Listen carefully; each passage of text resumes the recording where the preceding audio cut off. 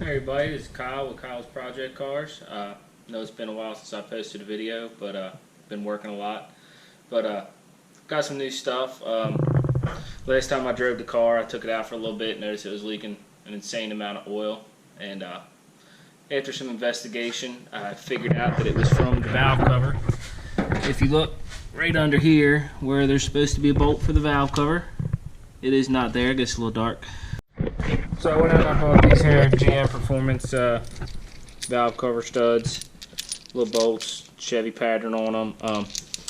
Right now I'm only going to do the one side, because that's all that I'm having an issue with.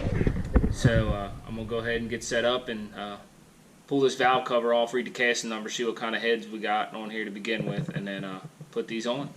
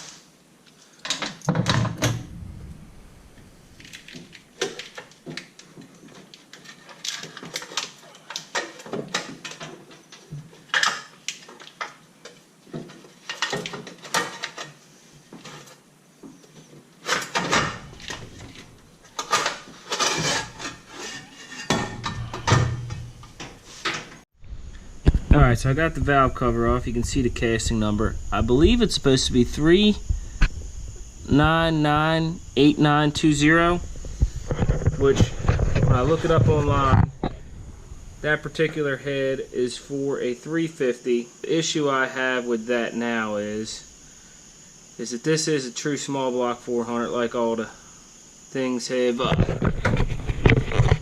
All the numbers on the block have led me to believe that I hope when they put these 350 heads on there, they drilled steam holes in there to prevent the overheating, since the 400s had the Siamese cylinders.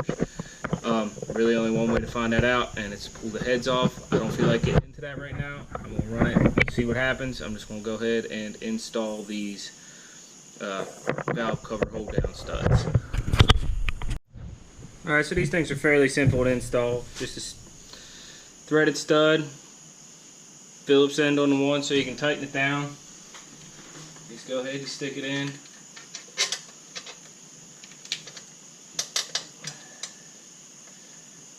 Make sure you got the gasket right so you're not putting a hole through that.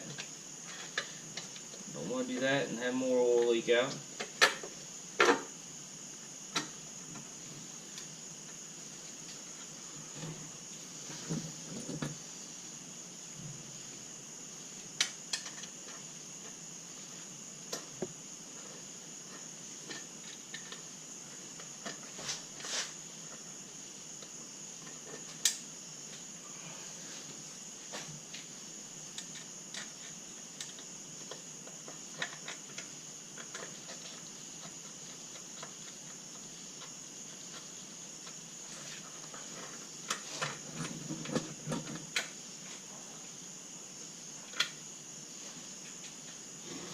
Make sure I put this one in since it wasn't in there before. That's the whole reason I'm doing this.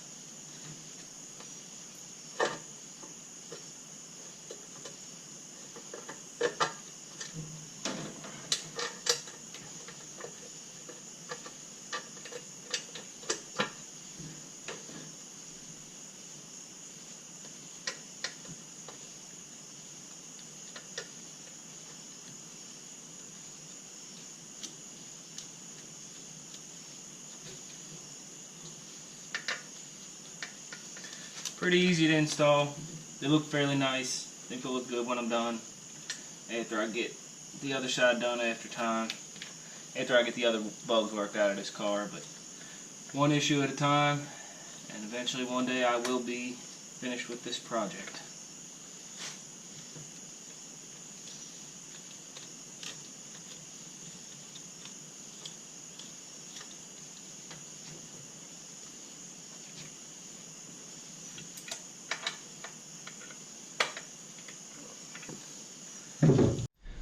Alright, these pretty self-explanatory, 7/16 right over them so you can tighten them down. Don't forget to put your little mini tabs on. They slide right over the stud. Take the new little hold down bolt, tighten her down. I don't go all the way, I'll just snug her up, put the rest of them on, and then come back and get it.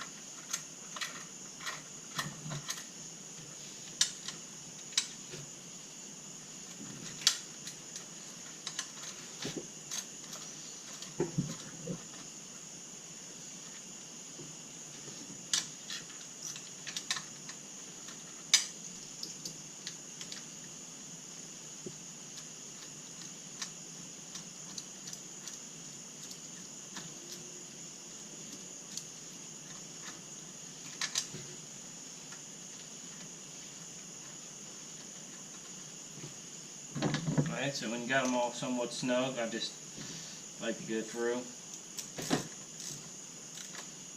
tighten them down a little bit. They don't got to be super tight.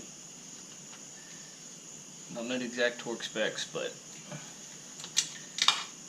it is what it is. I kind of go on a little crisscross pattern.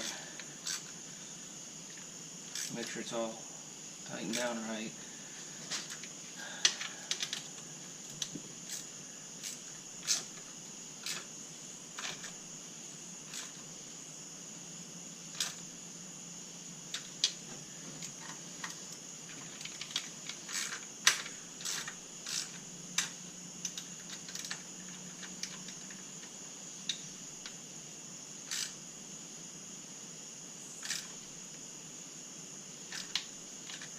Alright, so that's that for that.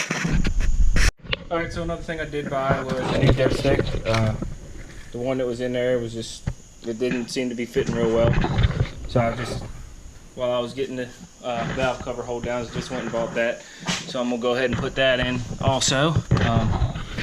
Down there, you see the little hole right there? That's where it goes. So all I'm going to do is I'm just going to take a rag, kind of try and clean that area up if I can. Try and keep things from getting in there as best as possible. Alright. Then go ahead and open this up.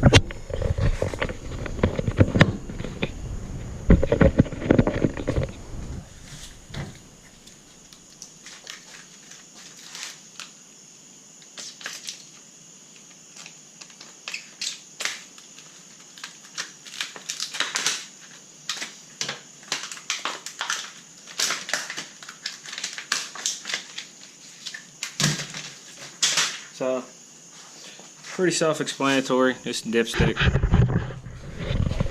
Take it on over.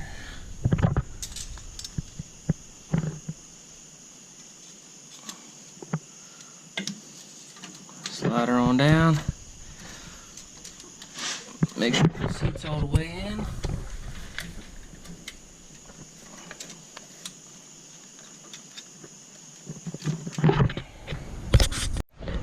Alright, so that was a little tougher than I thought. I had to go get a hammer and kind of tap it in there, but there it is. Don't know if you can see it too well. She's all the way in. So, that'll complete this episode. Like, share, subscribe. keep it up. I do have some big plans for this car. I just picked up a older Suburban with a 5.3. Thinking about doing an LS swap. I don't know yet. It's not off the table. I gotta see what all is involved, how hard it'll be, and that might be a winter project. But stay tuned. I'll keep you updated on it, and we'll see what happens. Thanks.